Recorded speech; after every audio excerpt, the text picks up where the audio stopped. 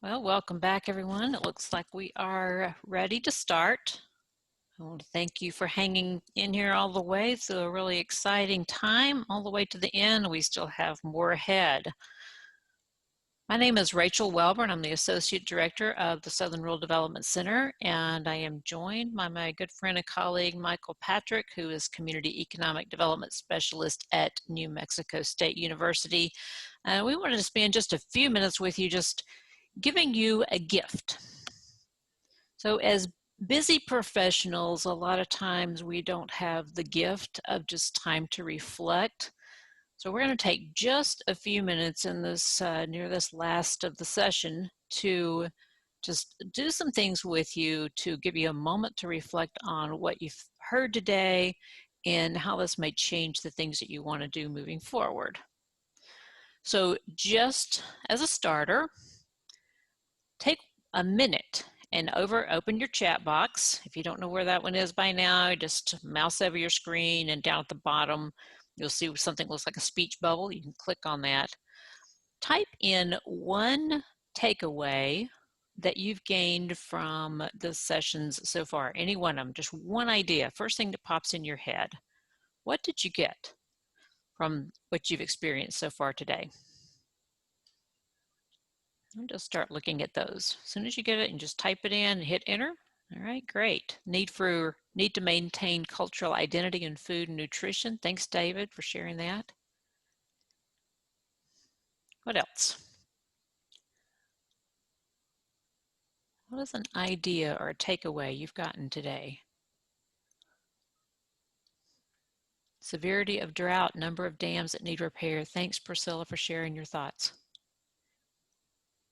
All right, Jessica's chimed in. Tribal food sovereignty aspects so closely related to different areas of the country. Yeah, thank you for sharing that. The importance of succession planning. I see that a couple of times popped right up there together.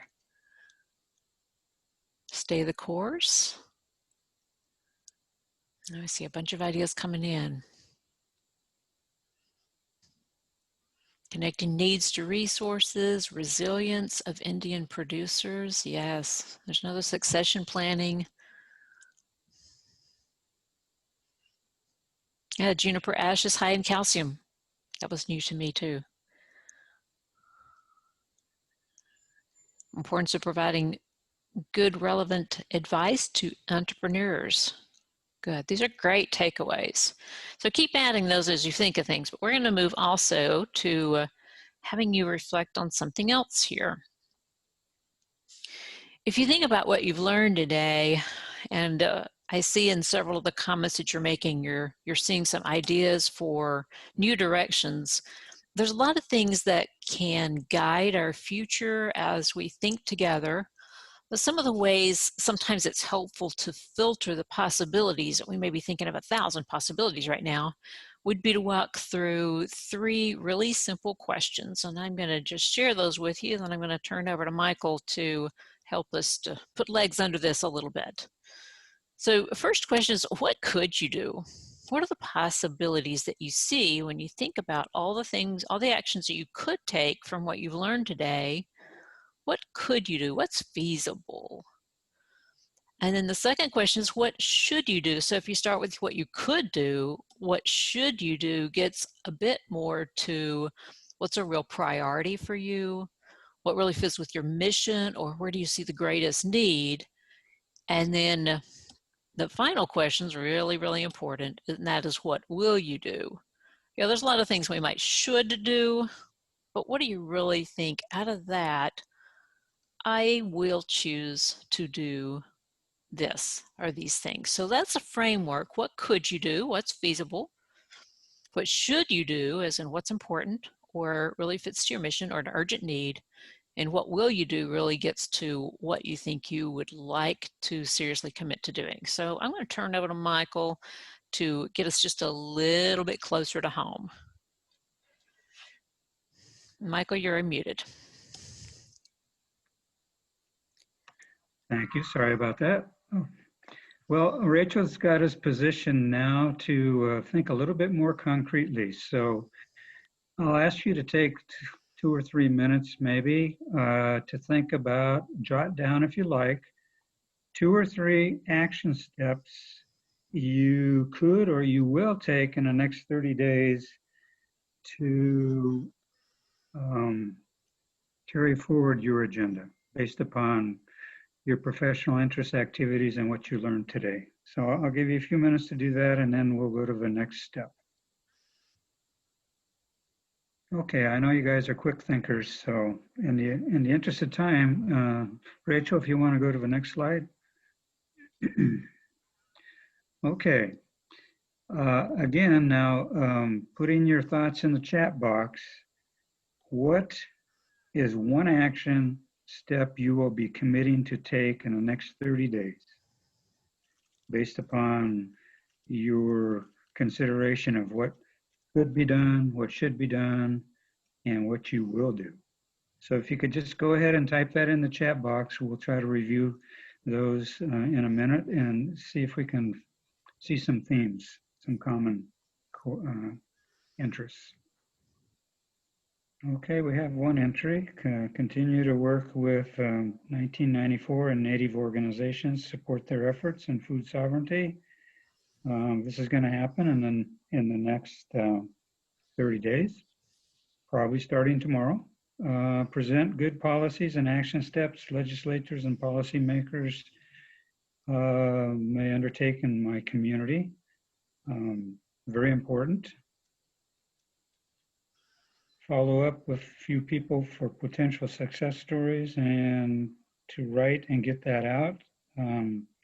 Definitely, we all learn and get inspired by our colleagues who were in the trenches with us and realizing that we can support and motivate each other. That's very important.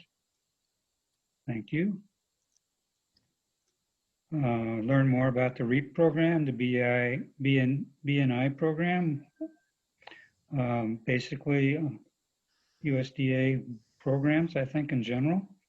Very important. And I see Bruce is going to start that tomorrow. So Rachel, I don't know how much more time we have, but a couple of things I see here is people networking, people planning to some new initiatives, but continuing existing efforts. But I think the common theme here is we're in this together and we can learn from each other and we can share our resources. Do you see anything else there? Yeah, that's a great summary. Thank you, Michael. Continue to put your ideas in there if you would like, but we're also, I think, going to go hand off to Ruby. I believe it's you to introduce our wrap-up presenters. So again, continue to put your ideas in there about things that you're ready to do in the next 30 days. Thank you, Rachel, and thank you, Dr. Patrick. I'd like to actually hand it over to one of our planning committee members, Terry McDermott, who will introduce our last speaker. My name is Terry McDermott. I'm a Community Solutions Specialist for USDA Rural Development, representing the Innovation Center out of Washington, D.C. But I've been in New Mexico for a good number of years, grown to love the place. I am a transplanted New Yorker, but I consider myself a New Mexican. As we wrap up today, I'd like to introduce Dr. John Boren, who is the Associate Dean and Director of the New Mexico Cooperative Extension Service at New Mexico State University.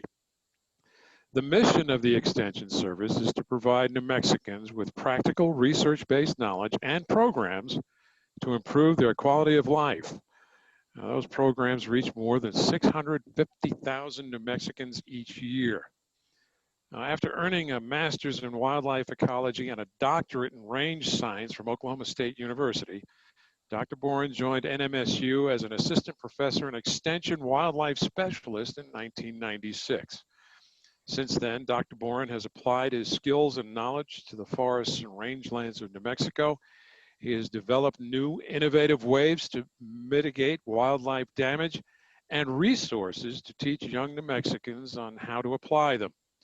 Here to tell us more about his work, the work of the NMSU Cooperative Extension Service, and how they can help you is Dr. John Boren. Dr. Boren, take it away. Harry, thanks so much for the kind introduction. And first and foremost, I'd like to also thank all the conference planners. It's certainly been a wonderful educational day. And I think Rachel and Michael really did a good job summarizing, how there's just a vast number of opportunities for collaboration to really uplift our agricultural enterprise in New Mexico and certainly support a vital component of the economy of the state of New Mexico. What I will try to do in just the next couple of minutes, and I know I'm between us and lunch probably for many, so I'll make my comments short. If I could have the next slide, and maybe go ahead and go to the next one.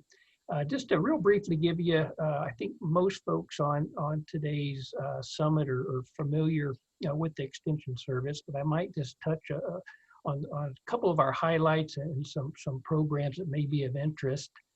With my main point at the end is how to get a hold of your local extension agent if you need any type of assistance. But we really view ourselves as a community education arm of New Mexico State University. And as many of y'all know, we were formed over 100 years ago through a pretty unique partnership, both federally with USDA and the state, and of course, all 33 counties in the state of New Mexico. And as Terry had mentioned, our mission we've kept pretty straightforward in the state of New Mexico to provide the people of New Mexico with practical research-based knowledge and programs to improve their quality of life.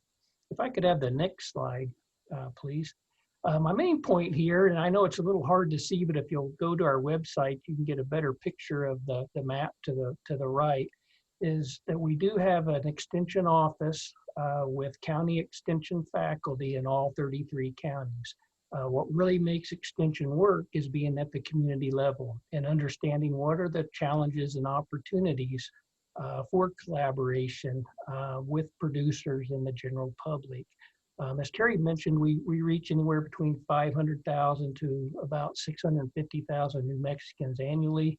And our programs, of course, agriculture and natural resources is one of our focuses, but we've also evolved over time as challenges and opportunities have evolved. If I could have the next slide, please. We're probably best well known for, of course, our 4-H Youth Development Program, the largest youth program in the United States. Certainly our agricultural and natural resource programs, our family consumer science programs, which have certainly evolved over time, and of course our community economic development work. But the point I want to make here is we also address emerging issues thanks to capacity funding through the U.S. Department of Agriculture and support of state appropriations and county appropriations. So we're able to deal with natural resource issues, homeland security, financial mediation, health topics, etc. So as you can expect, we're doing a lot of work as it relates to COVID-19 right now. Next slide, please. I did want to touch upon a couple of programs. One, I want to compliment Michael Patrick while we have him on today's summit. Michael, thanks to some state funding, has started an agribusiness accelerator demonstration and training farm in northern New Mexico with really 3 goals: to increase local production and consumption of healthy foods in sustainable ways. Secondly, to provide individuals and families with the opportunity to increase their income. And then finally, thirdly, to diversify and grow the local economy through promotion and support of agriculture and agribusiness value-added activities. And so where we're at to date is we do have the training farm in place, the hoop house is built, and now we're moving forward through the extension system to start providing training, mentoring, and supporting the initial cohort of these beginning farmers. Of course, having to do that under their current public health orders as it relates to COVID-19. I also did want to mention the faculty and staff of the Cooperative Extension Service. We have about 300 employees, have of course had to pivot like everybody on this summit. This was certainly a summer and fall none of us expected about a year ago. But we have pivoted to deal with critical issues that are facing New Mexico families, communities, agricultural producers as it relates to the current pandemic. And we continue to be committed to help New Mexicans as they reestablish their personal and their professional lives to the recovery phase. But just two examples. Our dairy specialist, Robert Hagevort, recently partnered with the University of Texas Public Health to develop NMSU Extension dairy program to develop, deliver, and evaluate training for dairy producers as it relates to some of the challenges related to COVID-19. In addition, we all know that the beef cattle industry is suffering unprecedented market reactions and supply chain disruptions due to the pandemic. So our beef cattle specialist has developed a webinar series to address beef markets along with the drought situation that we currently have. And then finally, I don't want to overlook the importance of us all networking and supporting one another as it relates to family wellness. This certainly impacts not only our agricultural community, but all of our both urban and rural communities throughout the state.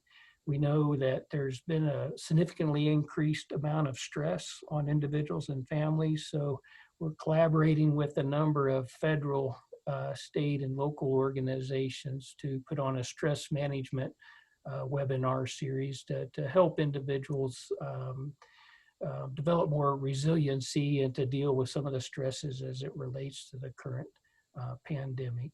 So I guess in conclusion, I really wanted to highlight the website in this slide. Again, the Cooperative Extension Service is here to provide assistance through partnerships, both at the community level, state level, and of course the federal level with our colleagues in USDA. But if you need to reach out, please go to that website and you can link to your local county extension office in your particular county. The county faculty are there or to provide assistance. If they need additional support, we have statewide specialists primarily housed here in Las Cruces on the NMSU's main campus. So Terry, again, appreciate all the work that went into today's summit. I think it really highlights wonderful opportunities for collaboration to really amplify opportunities for community prosperity in the state of New Mexico. So thank you again for some time to say a few words before we wrap up the summit. Thank you, Dr. Borden. We appreciate it. Ruby, do we have time for a couple of questions? Sure. If anybody would like to have a question, if anybody has a question, if they can submit it in the chat box. And I know we did put the extension website link in the chat box. It's also located on the a list of resources on the Summit webpage.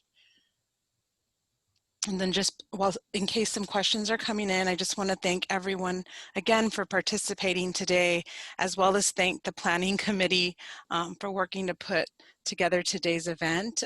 We've been working for about 6 months together to plan today, so I appreciate everyone's help. And then a reminder as well, it's so difficult to include all the information in a limited amount of time. So all the resource links, the presentations, as well as a recording of today's event will be on the Summit webpage, which will be sent to all attendees afterwards. And so you can have access to that information. Okay, well, if there are no questions, this concludes today's summit. Again, thank you to everyone, all our participants, our speakers, and our planning committee for making today a successful event. Thank you so much.